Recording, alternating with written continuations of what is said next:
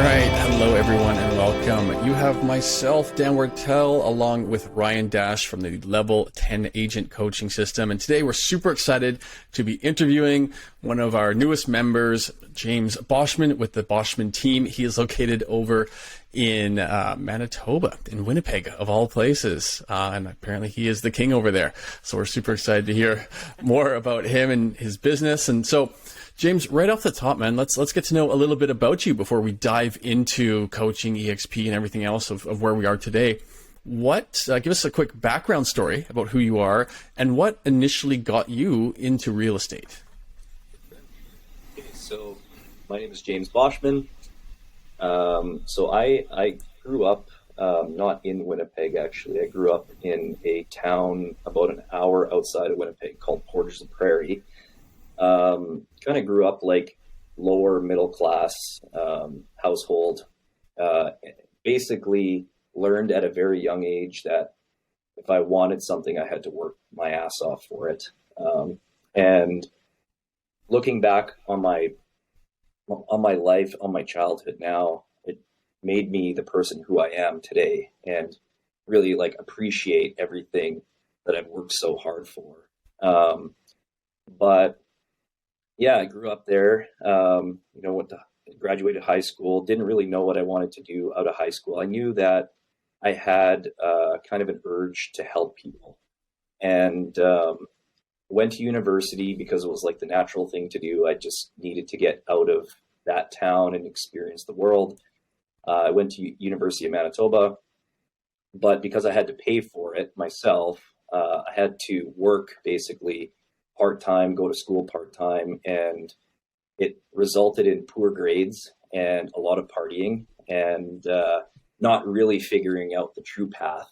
And when I was a kid, my dad was in the car business, so I was very hands-on from a young age, like working on cars and doing different things. And so I thought, well, it's going to take me forever to get any sort of degree or really figure out what I want to do in university. So I decided to jump ship, and I went to college, and I got my welding tickets. For some reason, I had this dream of like starting my own welding company, like a mobile welding service, or going out west to work on the rigs and weld pipeline.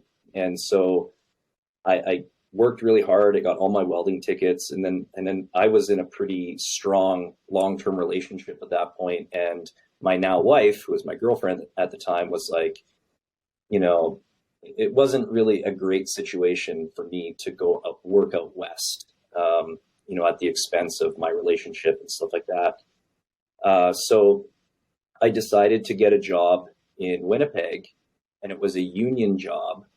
As a welder, and I worked in the shop, and I did some field work as well.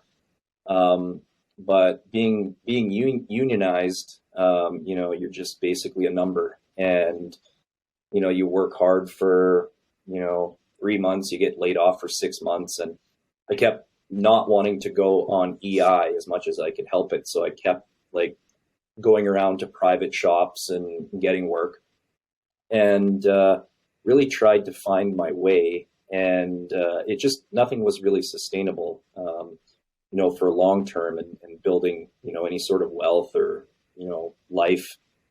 And my father-in-law, who is instrumental in me getting into real estate, he was a truck salesman for a long time, and he sold, Kenworth trucks. And I always looked up to him, and he was the guy who was like, you should consider getting into real estate. And at the time, there was a brokerage, a Royal LePage brokerage, down the road, basically from where my in-laws still live, and they had a career information night. And I guess he got a whole bunch of info for me, and put me in touch with the broker. And the broker basically told me, go to school, get your real estate, take the courses, get your real estate ticket, and then come see me. And the rest is history. And I got my real estate license, and I was so green, like I didn't know anybody because I grew up in Portage, I had a chance to build some relationships in Winnipeg, but not a lot. And my goal was to basically market myself as this new realtor in my hometown. But at the time, Portage was part of a different real estate board than Winnipeg. And so because I was governed under the Winnipeg board, I couldn't actually sell there. But so I kind of got hosed a little bit.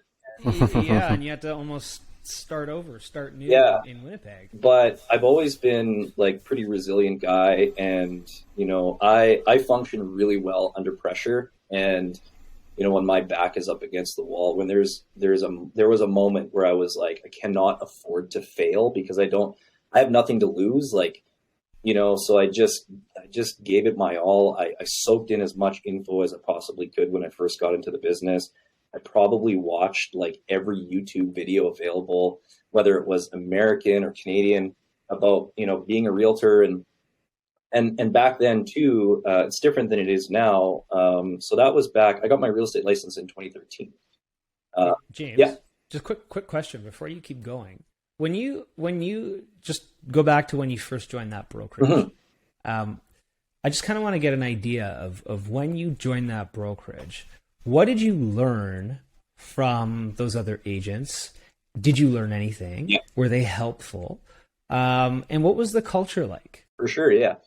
So as a new agent, that is. Yeah. Right? So as a new agent, first of all, there was absolutely no option for part-time realtor back then.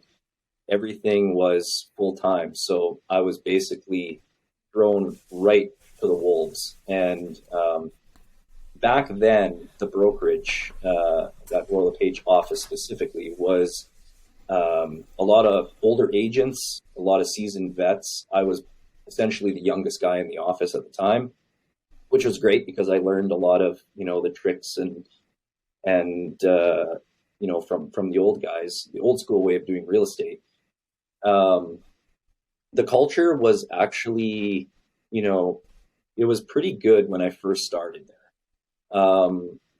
They ended up going through a pretty significant ownership change, which kind of resulted in the brokerage growing at an exponential rate. It went from like maybe, 40, 50 agents to hundreds of agents. And, soon you feel like you're just a number or like a cog in the wheel. And,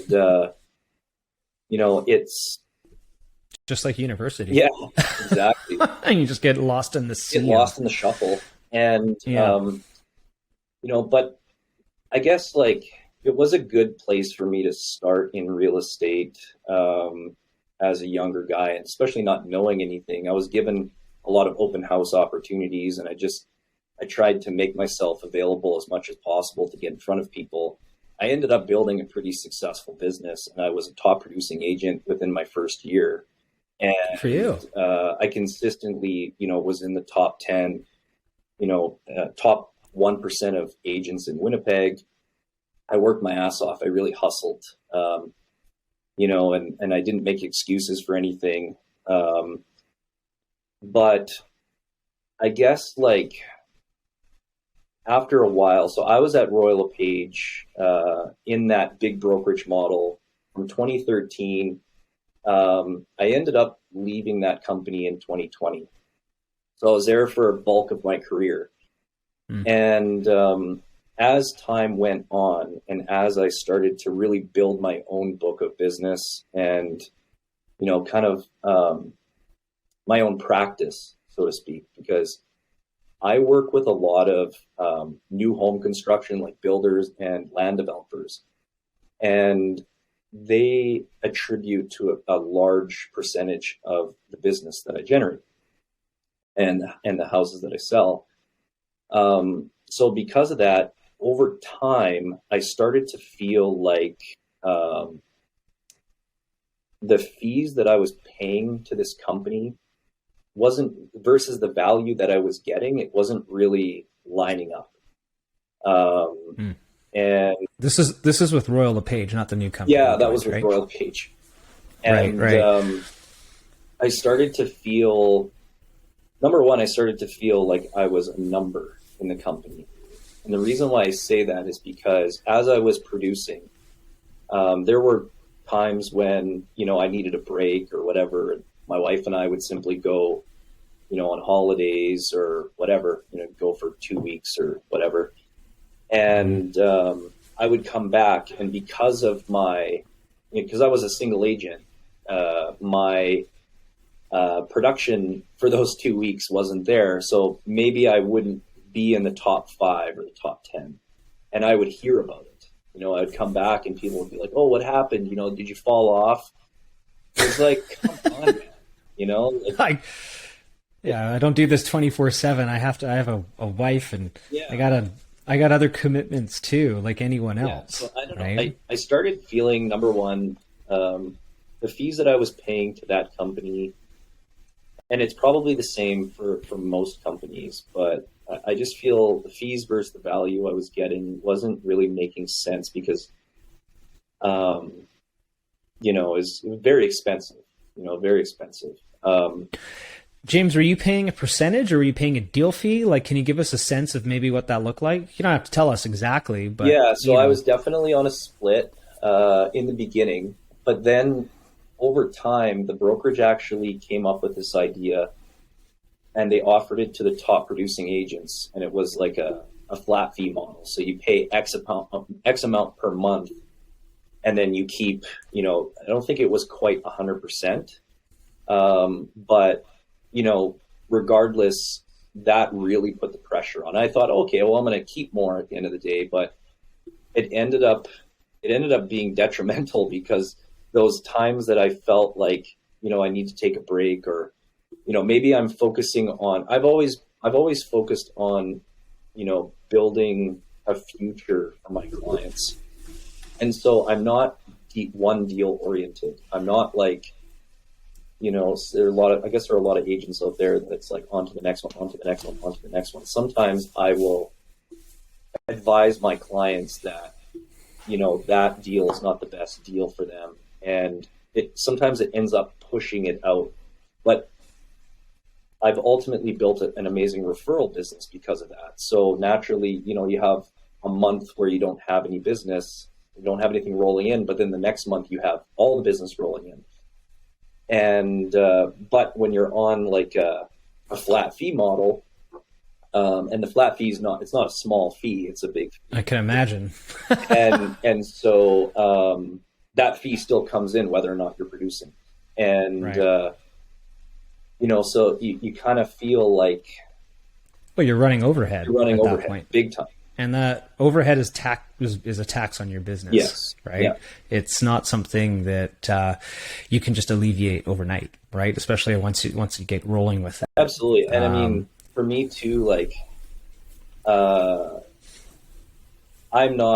didn't get into real estate with this extensive like background in business or anything, so just from a financial planning perspective or a business ownership perspective, like I knew the things that were fundamental to making a great income and producing, and helping people. And that was helping people buy and sell and just being in the trenches every day and, on the hamster wheel, as they call it. James, if I may, Yeah. it really sounds like, on previous podcasts that Dan and I have done with respect to talking about agents and EXP and kind of their move over.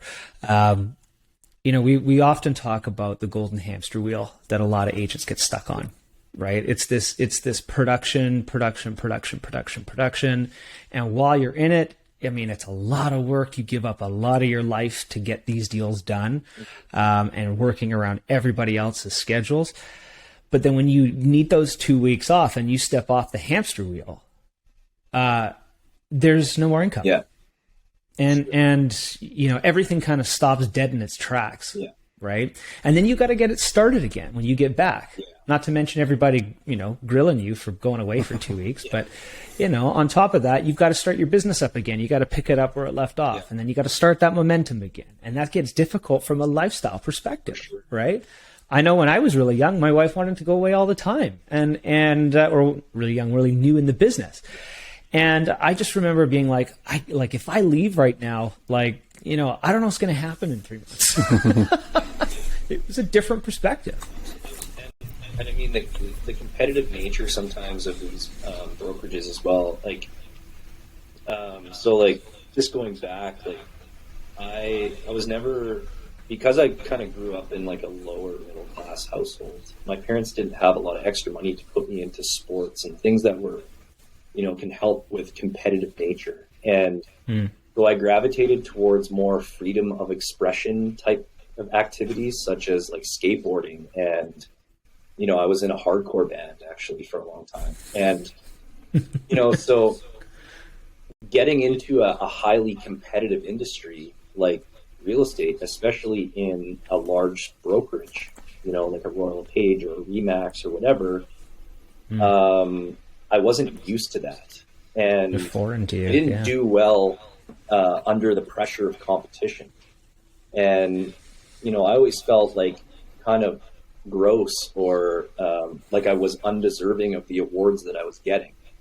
My wife will tell anybody, like, she would tell me all the time, you need to post more about how well you're doing. It's like, well, I don't care about that, and my clients certainly don't care about that. They care about how I'm going to continue to help them. Only other agents give a shit. That's really it. And so all of these things, like, during my 7 years at this company, and as the culture started to really shift and stuff like that, for me anyways, and I think it shifted naturally due to the exponential growth of that brokerage. They obtained so many agents by acquiring other Royal LePage companies. And, it kind of led to me feeling more and more like I was just a number. All of these things were kind of adding up. And it gave me the opportunity to kind of take a step back from the whole thing and look at my business, like working on my business instead of in it every day, As an entrepreneur. And so what happened was, the culture wasn't really aligning with my values. The fees versus the value that I was getting wasn't really making sense. Feeling like I was just another number kind of thing. And I've always kind of marched to the beat of my own drum. So there was a point where I was like, all of these things are building up inside. Maybe I should just leave and start my own brokerage. But I was still busy working in my business. So it's like, that is very daunting to just, okay, I'm going to go to school and get my broker's license. James, we joined a small brokerage and saw how difficult it really was to run a brokerage. And not to mention, if you're going to try and sell real estate while you're growing a brokerage, like, good luck. Yeah. As a managing broker, you're really supposed to be there for the agents. Absolutely. Right? And that's one thing that I realized, but I had started a team at that point, which was basically just myself and my colleague Denise, who's still on our team, and she's incredible. And she's been in real estate a lot longer than me, so she has seen, the other side of the fence. And so we kind of made the decision, well, let's just either go it alone or let's join a small brokerage and see what the inner workings of that brokerage are. And that would help me to make a decision as to whether or not I get my broker's license and start my own brokerage. And so we ended up leaving Royal LePage in 2020. And we ended up going to a company called Realty Executives, which Realty Executives, large, franchise brokerage. In comparison to Remax and Royal LePage and Century 21, the big boys, they're a pretty small player, but they're still across the U.S. and Canada, larger brokerage. But this office in particular had a very small agent count, like maybe 20 agents total. So you'd know everybody. I knew everybody, and I figured, this is a great way to hit the reset button. And for the last 7 years when I was at Royal LePage, it had been drilled into my mind that the reason why you are successful is because of this company. The brokerage, yeah. And if you, I think that's true with a lot of the big brokerages, right? They put the fear of God into their agents, right?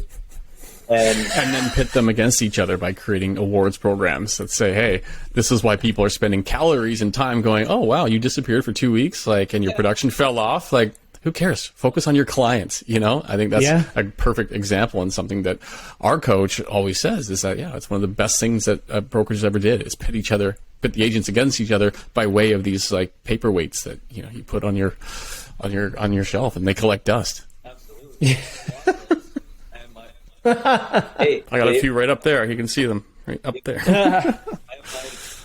Same thing. They're just dust collectors basically. But mine are back there too. It feels nice to be recognized, definitely. But especially early on, because But going back to what you were saying, Dan, it's that's the large brokerage model's prerogative is to feed the ego. Because once they feed that ego, now they got you. Now you're consistently in that. If you're a top producing agent and you're getting the awards, and it's funny how the awards, they grow over time, but then they cap. It's I can't remember. Royal LePage has silly awards like that, but it's here's your director's platinum, here's your sales top achiever, here's your diamond, double diamond, red diamond, whatever. It's how many? I don't know. Is it going to be a new color next year? So, I mean, look, honestly speaking, though, with respect to the traditional brokerage model, where you pay a fee, you have a split, or and a lot of the growth that they go through too, the fees that you pay, they go then to regional offices, and then those fees go up to corporate offices, and then those fees go up to shareholders, right? And the agent really ends up with nothing tangible for the results and the production that they've done, other than a trophy, which, the more you get them, the more you're the more hollow they begin to feel, right? And I really think, and we'll get into a little bit later about why I think that's how the model the EXP has literally flipped it on its head completely, right? But anyways, keep finishing your story though. Yeah, so we ended up leaving Royal LePage. We went to Realty Executives, which was great, but this was at the when COVID was popping off, and there were a bunch of new agents that were supposed to be joining Realty Executives, which we were really excited for because our business didn't slow down. And everybody thought the sky was falling, but we kept, moving. And it was getting busier than ever. And I thought, maybe some of these new agents that are joining would be able to help us with, show home hours, open houses, sign calls, stuff like that. I've always been a person that, I love giving back. And that's one of the main reasons why EXP was so, once I saw it, I couldn't unsee it kind of thing. When it came to giving back to people, because I've always done that naturally, even at these other brokerages. I've tried to give opportunities to whoever I can.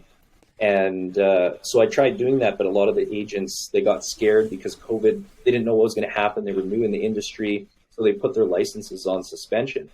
And when you put your license on suspension with our board, it takes a long time to get that back. You basically have to reapply to get it back, and it takes a long time. So now they would put that on because they don't want to pay monthly fees, or because there was a lot of talk that people didn't know what was going to happen within the market, and I think a lot of these new agents got scared, and they just moved on to something more sure. Yeah, and the part-time real estate model had been introduced already, so they had thankfully other jobs that they could do on the side, but what it did is it kind of left us, the agents at Realty Executives taught literally the best people and the best realtors in Winnipeg, and I have so much respect for them. But they were all busy with their own business, and so we were kind of left with needing more. We wanted to we wanted to grow the team again out of necessity. We needed to grow the team. I don't like it when stuff falls off the table, and I hate saying no to people. That's just how I am. So naturally, we needed help, and we couldn't get that help at the brokerage that we were at. And so my phone had been blowing up from the brokers at Keller Williams. There was a Keller Williams franchise in Winnipeg. And, they told me everything that I wanted to hear. And, I went over there, and to their credit, they had a lot of agents that were, hungry for business and wanted to help. And, it was really, really great. And, the broker there was absolutely incredible, super supportive. But to be fair, at this time, when we had transitioned from realty executives, we were only there for, a year and a bit. And we needed to move out of necessity. I had already started looking into EXP. When I looked at EXP, in our market anyways, it was basically a nothing burger at the time. It was like 4 or 5, 6 agents maybe. And, some agents that I really look up to, and I actually worked with a couple of them when I was at Royal LePage. And I was like, okay, well, there's obviously a reason. They saw something. So it prompted me to look into the company more. Every time I was out, like cutting the grass or, walking the dog, I would throw on EXP Canada, EXP stuff, just threw it in YouTube. And I was trying to soak in as much stuff as I could. And man, I poked so many holes in that thing. I remember I was at a Keller Williams event actually, and it was just like a small group of realtors together, and the broker was there. And I was like, so, hey, this EXP thing, eh? And they're all like, yeah, that's a flash in the pan. It's a joke. And I was telling myself, this is not going to fly here. It's not going to take off in our market. People, especially after COVID, I felt like, people want to get back to normal. They want to come back into the office. They want to, congregate again. So I thought, this is going to be the comeback for the offices, right?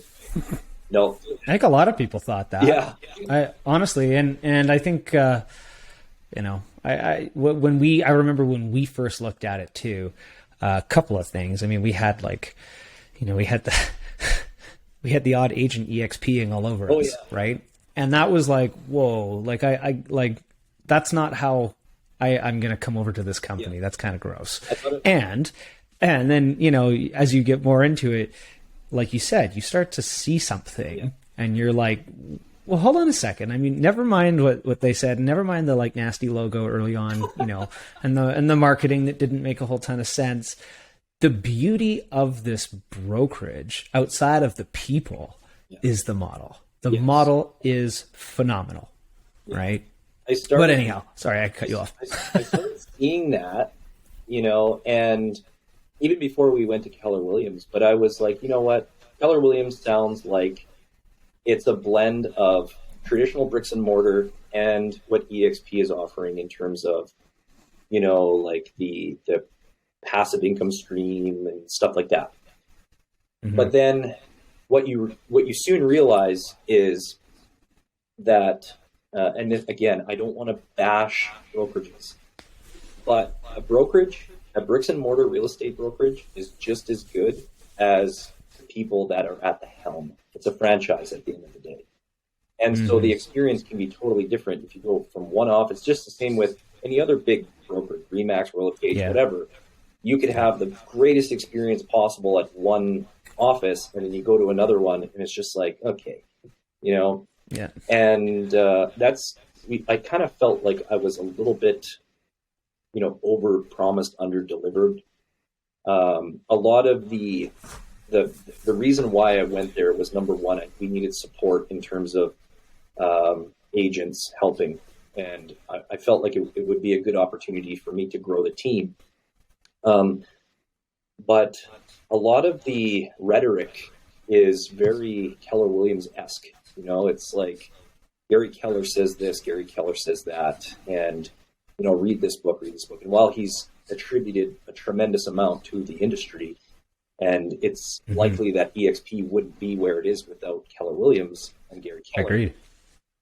It's you know, when I started really looking deeper into EXP while I was experiencing the things I was experiencing at Keller Williams, I was like, you know, like I said, I couldn't unsee it. And it was like everything that Keller Williams was trying to achieve, EXP did it.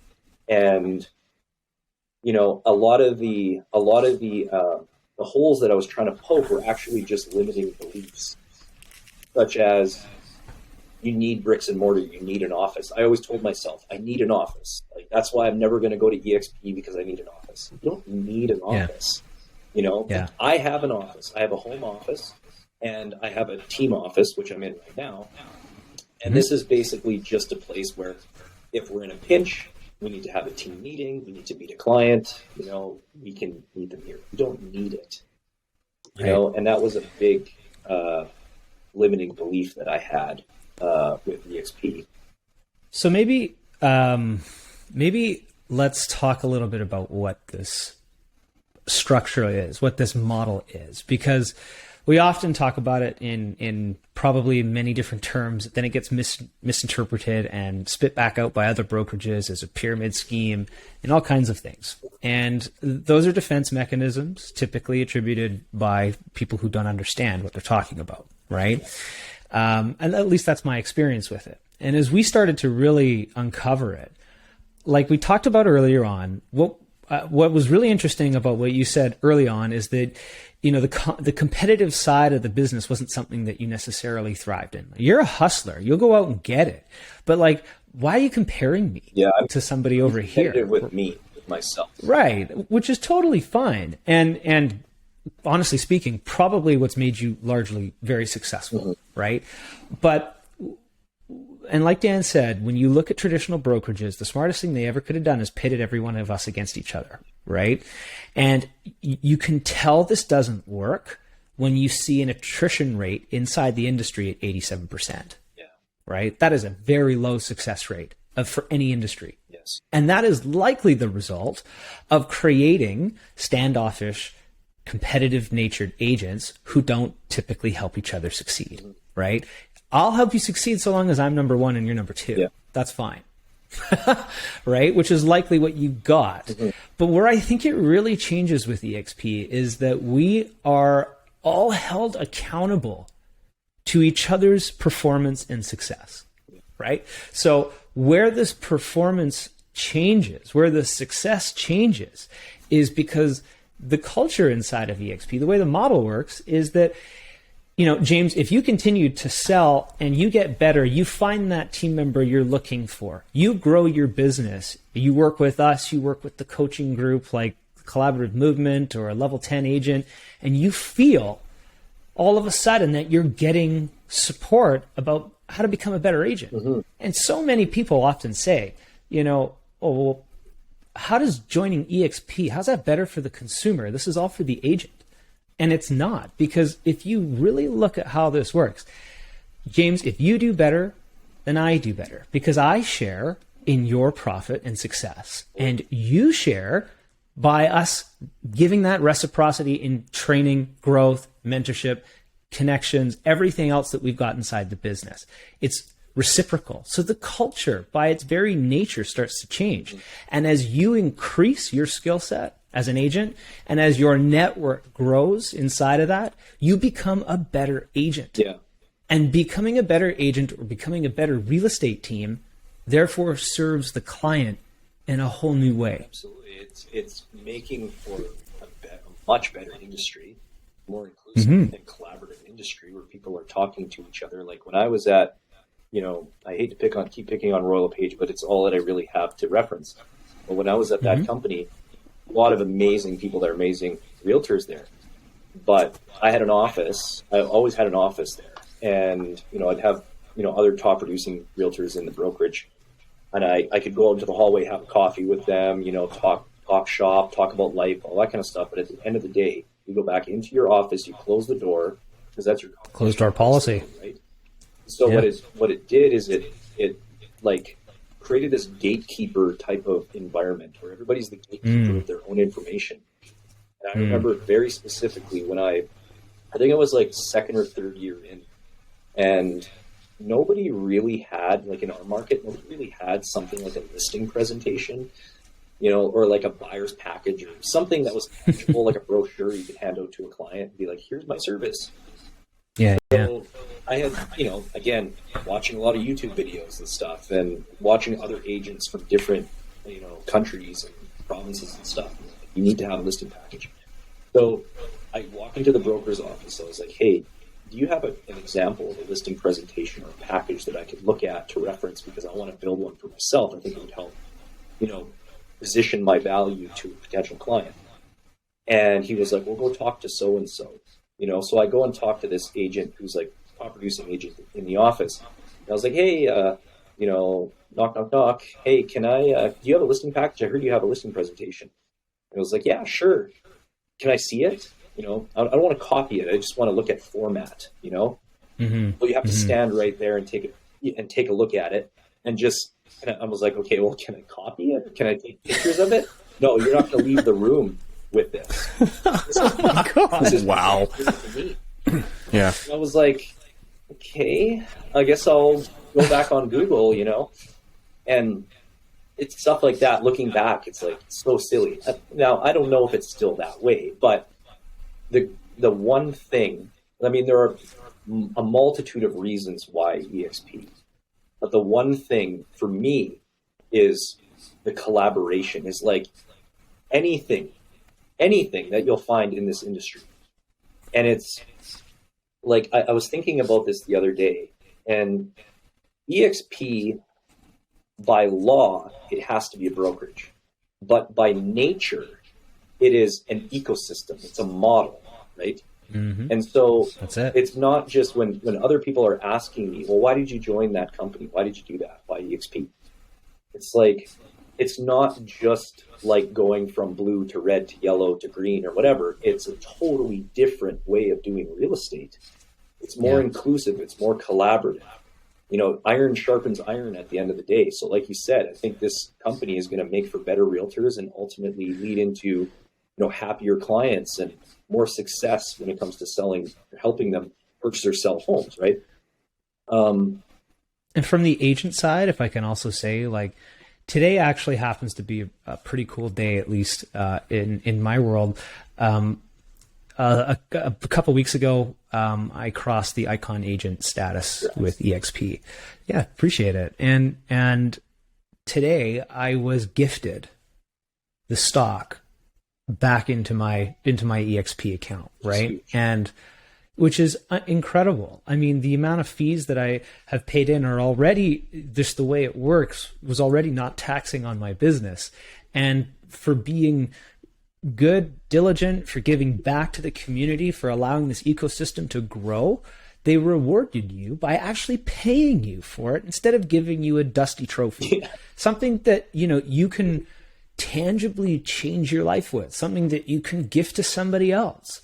You know what I mean? It's a very different culture because the model ensures reciprocity. Yes. And that's where this is different than everything else. It's like I had this aha moment, you know, and it was like, holy cow, you know, when you look at that and you look at the model, you look at that there's 3 ways to make income, not just one. You share in the equity ownership of the brokerage. You're a part of it. So you're now fastest growing company, real estate company. Yeah, that's right. I mean, you know, last quarter they did $1 billion in revenue, right? They added 30,000 agents last year, right? I mean, it's incredible what's going on inside of this business, but it's based on reciprocity. And we were just at the shareholder summit and everybody was talking about how beautiful this model is. It's a variable cost model. We all know we're going into a time when, you know, real estate's going to get uncertain again with all this real estate or all these interest rate hikes that we're seeing, right? And the market is starting to slow. So agents now are going to look at like, well, if my income slows down in terms of potential deals, thank goodness, you know, I was here over the last couple of years and I took part in the equity share program and now I've got shares. I could sell them if I need to and get through some of those months, or maybe some of my revenue share that I help with other people is going to get me through some of these slower months. when buyers or sellers decide to pull away. It's a new lifeline, Absolutely. right? Especially if you're starting a new business, especially if you're a young new real estate agent and you're trying to get into the market and you don't have money beyond 90 days. Yeah. You know? Yeah. So you can't afford that hit every month. You need to keep it low so you can survive and build momentum and work with the people around you. It's grassroots up. And that was an aha for me. Yeah. It's a very human approach to doing real estate. And the one thing that is crazy for me, so I've been EXP now for only 3 months. And leading up to joining, I had the ability to, chat with you guys and be on some mastermind calls with like Jason and Eric and stuff like that, and Joe. And, I learned more leading up to joining this company than I have in the last, 9 years of real estate, in terms of That's not incredible. just like, it's not just like, how to build business by referral and how to lead generate and how to do all the things that, you have to do to be successful as a realtor. It's like business planning. It's like, how to grow as a person, how to help other people, and it's attitude, it's approach. It's, it's even in the science of your conversation with someone, right? Like really getting down to things that are going to improve you holistically. Not just in one area, which, you can hire a coach, you could buy a program, you can get a lead gen system. You know what I mean? These are all things that they're available at both traditional real estate brokerages and at EXP. But where it's really different is, especially in EXP, and I think like you said early on, when you join any brokerage, who you join makes a big difference, right? The people inside of your organization are key. Absolutely. Right? James, we'll definitely echo everything that you talked about in regards of, you can look at my listing presentation, but you got to be 20 feet away or, similar style things. Because, even today, at a lot of brokerages, you will walk in and you'll see people kind of cover their laptop screen so you don't see what they're working on or whatever, like we're going to steal their client's phone number or whatever the concern is. But, as we've all noticed here, and the reason that we're here is it truly is a 180-degree shift, and the mindset is one of abundance. And we all have a vested interest in each other's success.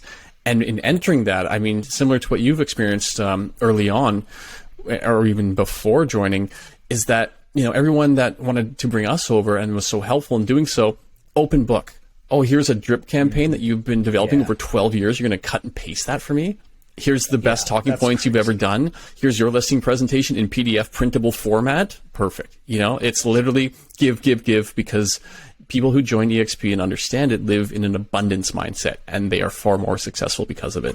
And Dan, if I can, just before you jump in there, James, I think what's really interesting about that is one of the biggest fears that a lot of people have when they leave a traditional brokerage is that, well, I'm joining a digital cloud-based brokerage, just got no culture.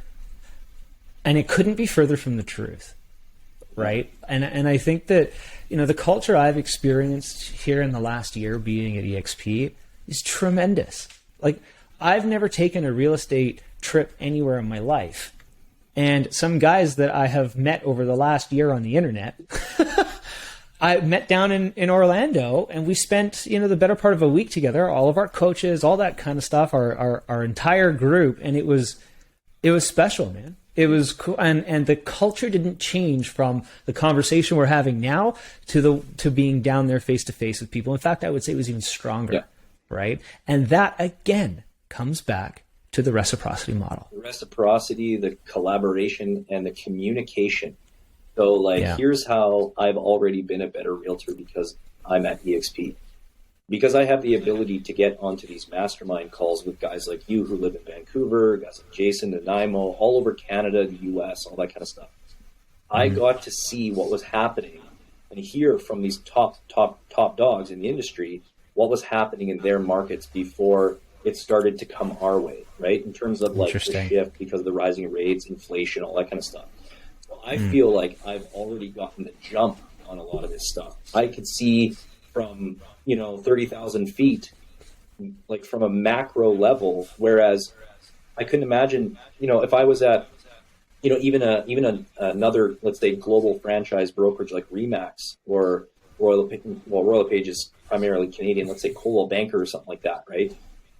Like technically you got other agents from around the world, but they're not communicating like this. They're not getting on mastermind calls and, opening their playbook and letting people know what's going on weekly, like multiple calls weekly. That's the amazing thing about EXP is that the training, the coaching, all that kind of stuff, it's there whenever you want to come and turn the tap on. It's there for you. Yeah. It's just sometimes it's like drinking out of a fire hose, but it's way, way better than, okay, guys, we got an office meeting on Wednesday morning at 10 a.m. and you got to be there in person. Like, no. With EXP, it's like I can jump on calls like this with you guys, and it's like. Well, we're also the brokerage owners. Sorry? That's the other. We're also the brokerage owners. Yeah, that's the other thing, right? The other thing is interest in growing the culture, growing the company, growing the organization, and it's just it's very different being told you need to be somewhere versus wanting to be there. And knowing that you being there is going to build your business. Yeah. It's not listening, and it's not like a audience speaker kind of relationship. It's immersive. It's you're involved in the conversation. These are masterminds. You participate in them, right? Mm-hmm. And it's live fire too. It's not like, hey, well, when I was a realtor, this is what I used to. It's like, no. Like this happened yesterday. Yeah. Right. So James, I find it super interesting that you kind of approached brokerages as thinking, I want it to be small, boutique, have a lot of culture, for me to be maybe even a big fish in a small pond, and keep things tight, to now being with, an 83,000 agent strong, no brick and mortar. And yet, I mean, tell me if I'm wrong here, but do you find that you now have more identity and more culture and more support than you had with anything that was smaller boutique? Oh, 1,000%. Like I was at a point where when we went to Realty Execs, I looked around and I was like, okay, there's an inkling that a small chance that I want to start my own, small boutique brokerage and kind of niche out in that market. In our market, it's you're either big box brokerage, or you're like a small mom and pop, neighborhood brokerage that's entrenched itself into a community for years and years and years and years. And I looked at both of those options. I was like, okay, I could buy into a franchise and pay, whatever it is, $250,000, $500,000, whatever it is. But then I have an uphill battle. Or I could go and start my own small boutique brokerage. I still have an even bigger uphill battle because now I have to prove market share. I have to prove my worth. I have to do all that kind of stuff. So I'm wearing brick and mortar, wearing all these different hats, right? But plus the overhead, plus the liability. Plus then I got to compete with a company like EXP, Yeah. It's like... Well, you're competing with everything at that point. There's no competing. Yeah. There's absolutely no competition. It's like EXP is, like I said before, it's not just another brokerage. It is a model. It's a platform that I can use to build my business the way I want to build it. I can brand it the way I want to brand it. I can run it the way... It's almost like being a mini brokerage within a large platform type of brokerage, That's exactly it. They empower the agent first, and you really do. And again, like I said, you avoid all the extra expenses and liabilities and whatnot, yet you have all the power. Yes. So kind of quickly here, Ryan, I know you got something to add as well, but sort of as we start to wind up here, James, for anyone listening, anyone watching this right now that's kind of considering EXP, but they're on the fence, what would you share with them based on your experience that says, this is likely right for you as well? For me? Yeah, if you were, let's say, talking to someone who's watching this right now and considering, hey, I want EXP, I'm curious how James has done over there, what would be sort of your biggest piece of advice or your best experience that you would like to share that says, why this is for you unquestionably the best place to be? I would say it's the fact that iron sharpens iron. You're going to learn more and be able to rub shoulders with more people in this industry that are, that have already done what you've done. Or what you're thinking of doing.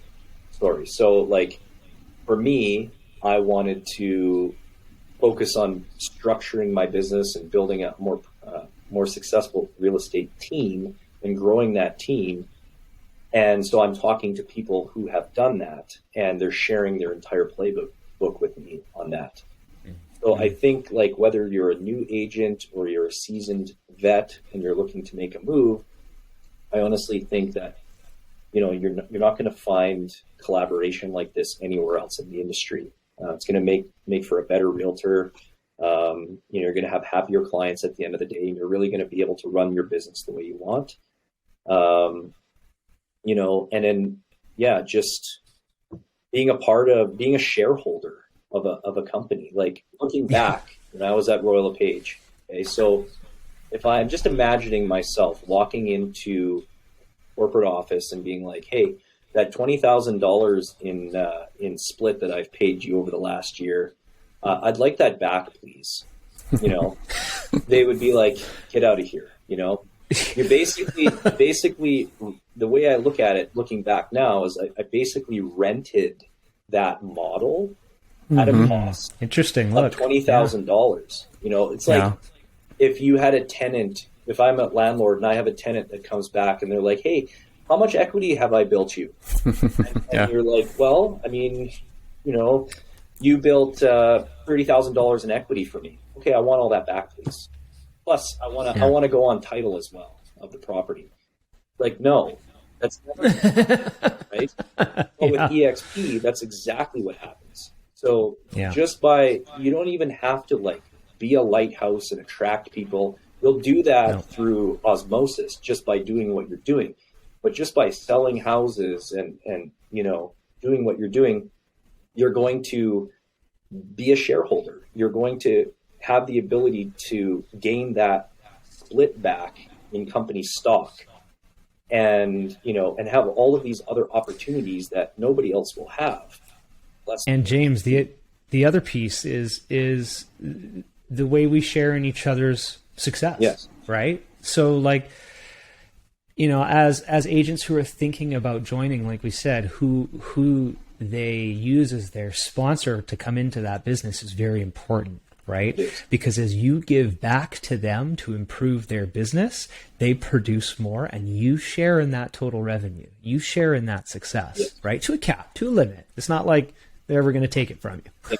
Well, exactly. But the thing about that model then is it changes people's attitude, right? It changes the way we approach this. And that's the thing at EXP, the structure is this cloud-based brokerage, right? And the very nature is to give. Yeah. And the better that you do, then the better I do, the better we become at our jobs, the better the consumer gets. And we continue to roll. And it's not this competitive slit your throat 87% attrition brokerage model that has existed for so long that is broken. Yeah. Like, right? It only rewards the people who either really pay a significant amount of their early income to experienced agents who often don't give them the kind of training or time that they need.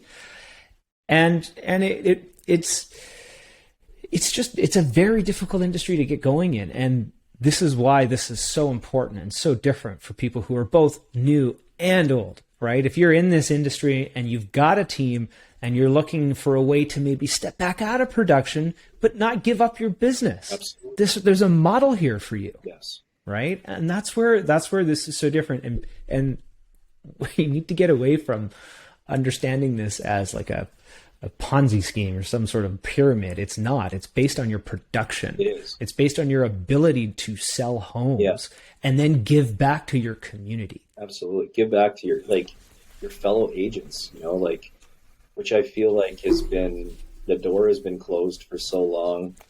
I mean, I'm friends with a lot of agents in the industry here in my city, and I get along with everybody really well, but EXP kind of takes that to the next level. And it ensures it. And it's just been like you said, 3 months in, and it's been insane. Like, I'm so pumped that I decided to, like, you know, put myself out there and make this change. I mean, switching brokerages, as you guys probably are aware, is huge job. It's a pain in the butt. Oh my God. Yeah. It's funny though, because there's a big misconception out there. It's like, well, nobody's going to know EXP. My clients don't know EXP. Like what if I go into a listing appointment? What do I say? It's like, you tell them that you're part of the fastest growing real estate brokerage in the world. They a super tech focused real estate brokerage that is ultimately going to benefit you as the seller or the buyer exponentially more than any other company right now. And the ability to to position it as like you're working with a group, you're working with a team. You're not just working with, I'm not just a one-man show. Like, I have an entire movement behind me that ensures that vested in your interest. Selling your home, right? Yeah, that's right. And that's right. And then from my experience, like, I remember when I was at Royal LePage, which in our market was at the time the biggest company, going into listing appointments, people were like, "Are you Remax? Are you K1?" Like, oh, I thought you had your own brokerage. Like, that's one thing that people have to get out of their head is, like, people do not care which company you are with. They care about you and what you are going to do and what you are going to say and do for them. And EXP really, because you're a shareholder and you're an owner of the company, it really, it feels like this is your own business. It's your own brokerage. You're not beholden to another brand. You're not helping to build somebody else's saleable asset. You're building. You have a say. You have a say. I can tell you, man. Like, just briefly, we'll end on this. When we were down at the shareholder summit, Glenn Sanford, who started this business, he's a billionaire, right? He's out there shaking hands with the agents, having conversations, going over to their houses for dinner, trying to understand where their pain points are. He is a true leader in that respect, and he's listening to his shareholders. That's, and when those shareholders are active participants in the business, you've got this line of communication that is, honestly speaking, one of the beauties of the model, but has allowed for its success to grow, right? And why it's going to continue to be the fastest growing real estate company in the world for the foreseeable future. Because it's built by realtors for realtors. Not That's right. Corporate entities, these big fat pigs that are trying to, build their wealth off of our back, right? That's exactly it. That's why. Okay. Well, I think that's the perfect place to end it. James, thank you so much for your time today. This has been so great getting to know you and your business more. For those people that want to learn more about you and your team and where to buy in Winnipeg, what's the best way to get a hold of you? Well, so they can contact me directly on my cell. It's area code 204-330-0019. Or you can send me an email at james@theboschmanteam.com. or check out our website, theboschmanteam.com.